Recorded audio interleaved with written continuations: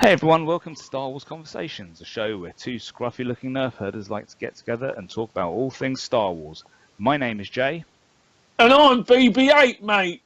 Welcome to the show. And now, would you like to talk about review? I really would like to talk about reviews. I don't know what that was. I'm doing some interpretive dance for you there. What would you like to? Well, we've got Colin's Comic Corner, and we've also got Rebels, which I can't remember what happened. I fell asleep and didn't bother watching it again because everyone was like, it sucked ass. Well, let's do that quick.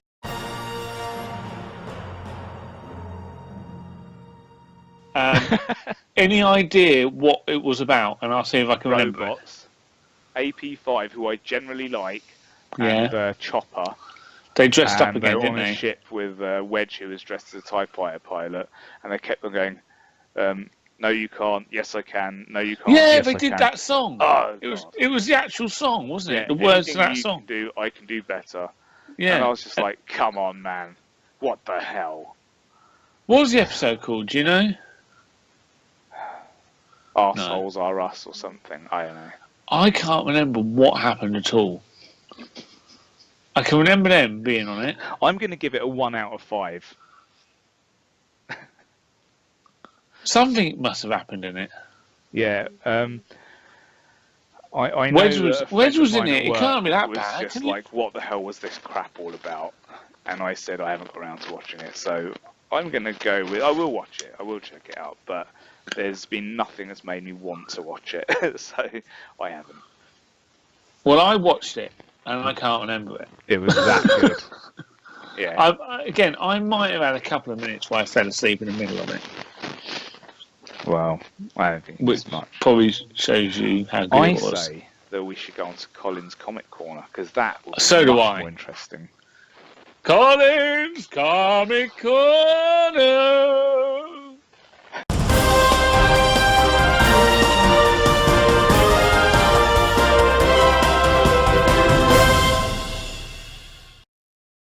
Right, I've read 2 comics, and I'm going to start with the first one that I read. Okay. Issue 29 of the Star Wars title. Ah, okay. Yoda's Secret War, Part 4. Does he get hit in the head with a rock this week? He doesn't. It's really annoying. But he does almost get stomped on by a giant mountain.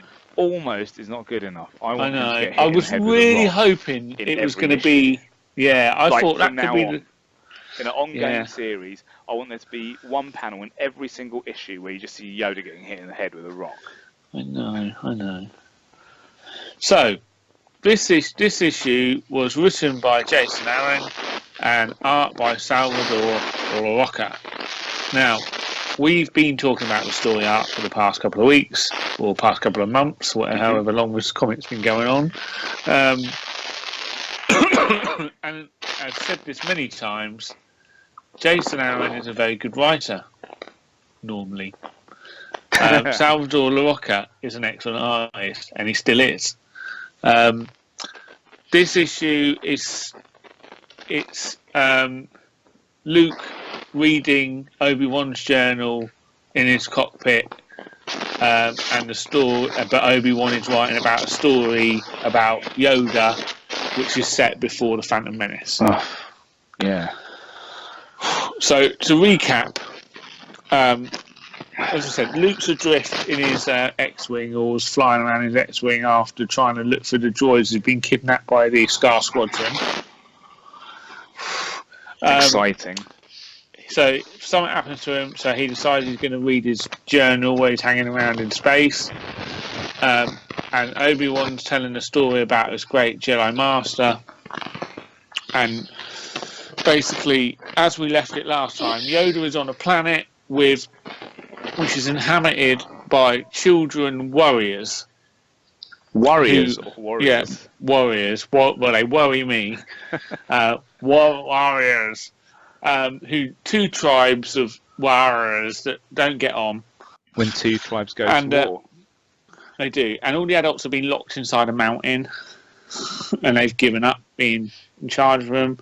Yoda's hanging out on one side. When he gets told to get lost, and he goes and hangs out with the other ones, and he goes in, and they tell him to go into the mountain. And so he goes into this magical mountain. Oh, and they've got this thing called the stone power. Oh, yeah. Which is basically the Force, but they call it stone power. Basically, he goes into this mountain and he finds this kid called Garou or something like that, Garrou. And he's the one that whacked him with, well, the first week he got whacked with a stone by some other kids, and then in the second week he got whacked with another stone by this kid who can move stones with his mind. Anyway, so we left them. They were in this mountain doing some, and basically Yoda said that he's now the student. He's going to learn from Garou and all his bollocks. And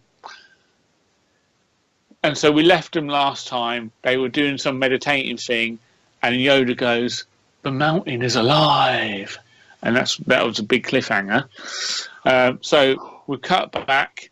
They're still in the mountain. They're doing all this meditation stuff, trying to get in tune with the mountain. And eventually they hear a voice. And then Yoda somehow gets the backstory and finds out that the mountain was actually alive. It's not really a mountain at all. It's a massive giant. And there was a whole race of giants there before. And this sounds crap. And then then him and Garou jump out the mountain somehow. And they go find the other rock. Oh, so Garou was part of the Rock Hawkers, which is one of the little tribes. And basically Garou goes, "Right, bugger off, Yoda. I've now found out about this mountain. I'm going to tell these other kids about it, and they're going to accept me back in." And then he throws a rock at Yoda. He doesn't, unfortunately, but he does kick him off. Ah. And okay. then basically Yoda goes and joins the other tribe. Well, this Garou fella teaches all the other Rock Hawkers how to converse with the mountain, but because obviously they're all evil little buggers, they feed the mountain dark side power or evil energy, and they now control this massive giant who's going to go and stomp on Yoda and his other kids. And Yoda's giving it all the old, you might be a massive giant and I'm a little green pleb, but we're all the same size in the Force. And basically it finished on Yoda. No, so Yoda was going to be squashed. And then it cuts to Luke, and he stopped reading. And somehow I must have missed this in the last boring issue. But he's actually been looking for this planet with the mountain. Oh. So he actually ends up at this planet on the mountain. And typical young Luke goes and lands on the planet. Obviously, he hasn't read the end of the story. So we don't know what's happened at the end of the story. I thought that he was adrift because his ship. Well, I thought he was as well, but he obviously got it fixed. And instead of going, his book. Yeah, and instead of going to find bloody C-3PO and R2-D2 like he was doing in the first place, he's now gone looking for this planet because I think he thinks it's going to help him work out how to be a Master Jedi. So anyway, he lands on the planet, and you see this massive giant rock person what looks like he's dead, and then from underneath him comes this fellow in a cape with these rocks flying around his head, and it's Garou, and he's an old man. And that's the end. Oh, wow. It was rubbish. That was worth £4 or whatever it cost you. I tell you what, I almost didn't read it. I was starting to skip through it, and it was only when I saw that actually Luke was now in the main story that I thought, I better read it then. Oh, God. Rubbish. Yep. That did sound rubbish. It really did. Utter rubbish. Yeah. I mean, the art was great.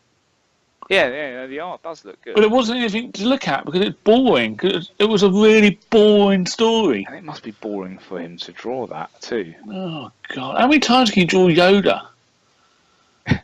Yoda meditating. Out of interest, What time period is this issue set in? As I said, the story of Yoda was set before the Phantom Menace, but the bit with Luke was set between A New Hope and Empire Strikes Back.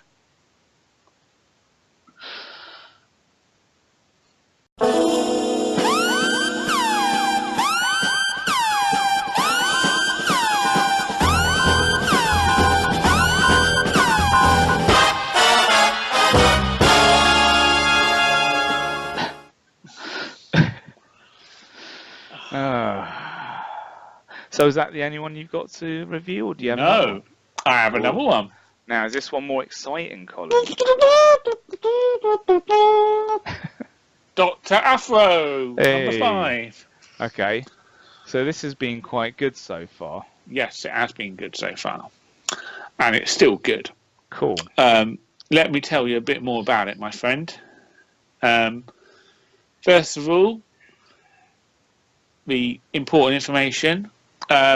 Dr. Aphra, Part 5, Book 1, Part 4 of the story, 5th issue of the Marvel book.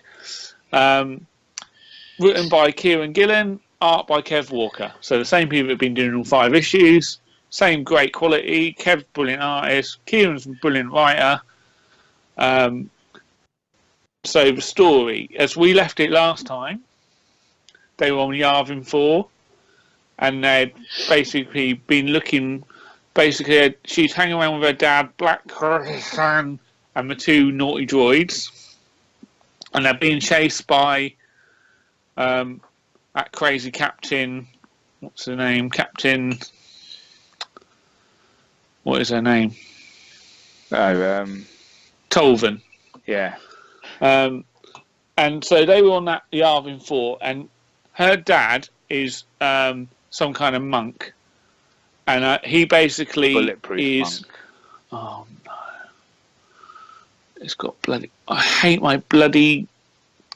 I wrote down what it was, and then I've just realised the phone has auto-corrected it, so now it says ordnance, but I think it's something like Ordu.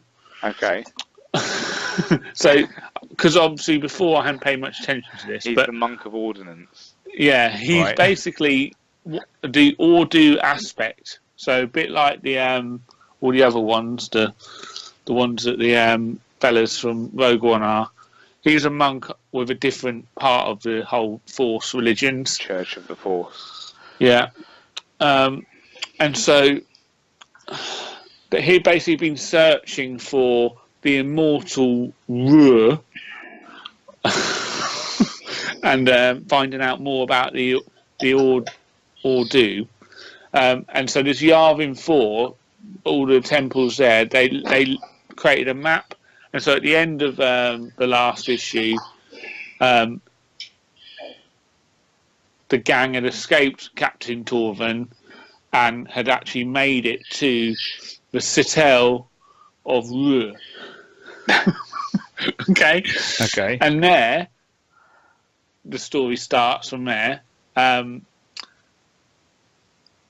It's full of dead Jedis, but not like dead who'd been properly killed, or not properly killed, but had died, peacefully. I mean, these are all dead Jedis just laying around. They've been murdered. Murdered. And Captain Torvan has obviously got another chance to redeem herself, because obviously she's in a bit of hot water from Mr. Bronson, and Admiral Ozzel. Yeah, because of her failure at Edu, and then failure to stop her from getting Dr. Aphra getting away. So she's on her way to follow them as well, and she's got a load of stormtroopers with her. Ah. They look really cool. Okay. Loads of stormtroopers. And so basically, this story, I won't be too long on it. It's basically Aphra and her dad find out a bit more about this. They have a bit of a home truce thing. He explains why, he's been searching for this Ordu, because he thinks that they are the right way of doing the Force, and that actually the Jedis were wrong, and that he felt that in the Galactic War, they needed you Ordu to come back and put things back to peace and everything. So that's why I've been so desperate to find them again, and that's why I sort of left her mother, and that's why they became estranged and things like that, and that's why he'd not paid attention to them and that kind of thing. So they had a bit of a reconciliation, and he also came up with a way. He reckons he's got a way to get her back to being a registered archaeologist. But she said, "Don't tell me because I don't want to stab you in the back," because she knows that she's a little shitbag, and that she'd best betray him if he hasn't got something she needs. So that's quite interesting that she's that self-aware. The other things that happen, obviously Torvald's after them and ends up on that planet. They're getting attacked, and Black Christian does a runner. Black Christian. I rode into town on an ass. Yo mama's ass. Yeah, I can't be bothered to say his real name. Black Christian. And also the two naughty droids purposely don't bother telling Aphra that the Imperials are on there, just because I think for shits and giggles kind of thing, just to see more death. Yeah, so that's basically it really. Just a good story, good carries on, moving on. You get a bit more, again, more background. You get to hear a bit more about the Ordu, and stormtroopers are cool, and there's loads of them in it. Excellent, and they're not wearing hoods or looking like Iron Man armor. No. Awesome. Cool. So, are those the only two you got to review? They're the only two. So I'd give that 4 out of 5. And what would you have given the Star Wars? Oh, 1, begrudgingly. That was for the art. Well, there you have it. That's right. That'll do it for us. Thank you for joining us. You can find us at all of the usual social media places, such as on Facebook. You can find us on Star Wars Conversations, or you can use the tinyurl.com/Star Wars CFB. And you can find us on Twitter at Star Wars Convo. And you can find me on Twitter at my new handle, which is EagleEye1933. And you can find Colin on my old handle, Captain Colin. And you can also use the hashtag Star Wars Conversations to get us on there. Star Wars Convo. Star Wars Convo. I got it wrong. We're also on Instagram at Star Wars Convo. We're on Stitcher. Just search for Star Wars Conversations. And you'll get us on our RSS feed. Our RSS feed is tinyurl.com Star Wars CRSS. We're also on iTunes. Yeah, again, you can search for Star Wars Conversations, or you can go directly to it, tinyurl.com Star Wars Pod. And we're on the wonderful Taylor network of podcasts. Yeah! That also has a whole bunch of other podcasts, such as... It has, if I just flick to my next list, Jay, if you would just give me 2 seconds to do that. Gotham by Geek, no apologies. Nothing's on. Go Trek Yourself. Double Page Spread. No apologies, I've said that already. Wade's World. Magnum Cast, I've not mentioned that before. We've got Culture Trapping, which is the new podcast just started. Peregrine Shift, which is the D&D. There's loads more, but they're the ones that are currently on at the moment. So that will do you for now. Those are the ones you should check out, and while you're there, you'll probably find out about other nice, exciting podcasts as well. Yeah, there's so many. So many. So many. Right, so, as I said, thank you very much for joining us, and that'll do it for this week. And may the Force be with you. Punch it, Chewie! I The Phantom Menace.